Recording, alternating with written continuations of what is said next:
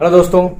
आज हम बात करेंगे लंग फाइब्रोसिस या न्यूमोकोनियोसिस, यानी कि जहाँ पर लोग काम करते हैं, जिन कारखानों में काम करते हैं, वहाँ पर जो केमिकल का एक्सपोजर है या डस्ट एक्सपोजर है या कॉटन वाले एरिया में कॉटन फाइबर है, अलग अलग इंडस्ट्रियल एरिया में अलग अलग तरह का पोल्यूशन है जो वहाँ पर काम करने वाले लोगों के लंग्स में जा रहा है।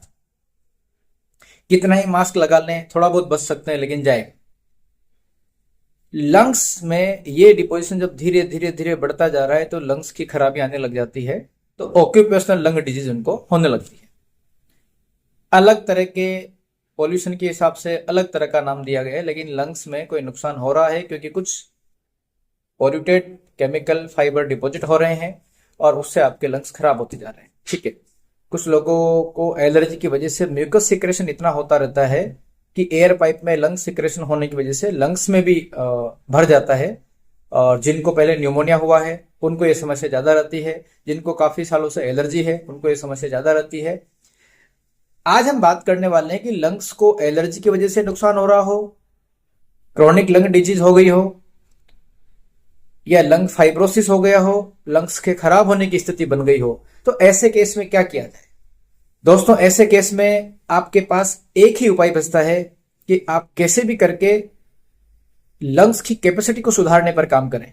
जो नुकसान हो चुका है वो और ना हो और नुकसान आगे ना बढ़े, इसके लिए जो कारण आपको समझ में आता है कि भाई किस कारण से तंबाकू, बीड़ी सिगरेट से या पॉल्यूशन से या इंडस्ट्रियल फ्यूम से, जो भी कारण आपको समझ में आता है उस कारण से तो आपको बचना ही पड़ेगा।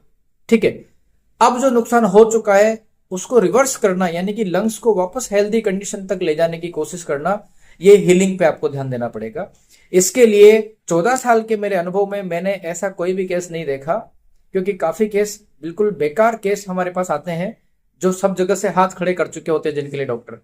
तो ऐसा केस नहीं देखने को मिला कि एलोपैथिक साइंस में लंग्स की हीलिंग हो रही हो, किसी भी ऑर्गन की, किडनी की या लीवर की हीलिंग हो रही हो। ऐसा नहीं है। हमारा शरीर प्राकृतिक है और प्राकृतिक तरीके से ही इसको सुधारना संभव है। आर्टिफिशियल ड्रग्स से इसको सुधारना बहुत ही मुश्किल है और इम्पॉसिबल है। हम होम्योपैथिक से ट्रीटमेंट करते हैं, कुछ लोग आयुर्वेद में ट्रीटमेंट ले रहे हैं, कुछ लोग होम्योपैथिक में ट्रीटमेंट ले रहे हैं। प्राकृतिक तरीके से जो प्राकृतिक चिकित्साएं हैं, होम्योपैथिक, आयुर्वेद, नेचुरोपैथी, इस तरह की जो पद्धतियां हैं, इन्हीं से आपके फेफड़े पूरी तरह से या काफी हद तक ठीक हो सकते हैं। होम्योपैथिक में इसके लिए अनेक दवाइयां हैं, लेकिन किसी विशेषज्ञ होम्योपैथिक डॉक्टर के परामर्श से ही आपको ट्रीटमेंट लेना चाहिए, क्योंकि होम्योपैथिक में मेडिसिन का जो सिलेक्शन है वो आपके या पेशेंट के फिजिकल कॉन्स्टिट्यूशन कैसा है, इमोशनल या मेंटल कॉन्स्टिट्यूशन कैसा है, बीमारी के कारण क्या रहे हैं, स्वभाव कैसा है, टेंशन वगैरह क्या रही है, लाइफ स्टाइल कैसी चल रही है, इन सब बातों के आधार पर दवा का सिलेक्शन किया जाता है। उस हिसाब से ही दवा तैयार करके दी जाती है। दवा का काम क्या रहता है, दवा पोटेंटाइज्ड होती है, एनर्जी बेस्ड होती है।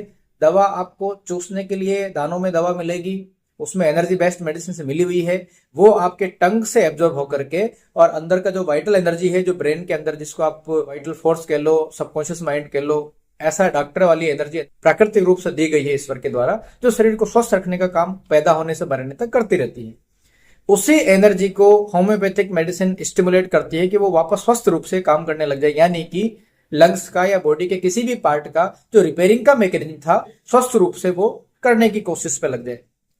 तभी जाकर के आपके लंग्स या कोई भी ऑर्गन धीरे धीरे करके रिपेयर हो पाएंगे। नहीं तो आप आर्टिफिशियल मेडिसिन और ड्रग्स कितना ही ले लें, धीरे धीरे करके आपका शरीर खराब ही होगा। आपको सिम्टोमेटिक मैनेजमेंट मिल सकता है, लेकिन हीलिंग या क्योर नहीं मिलेगा।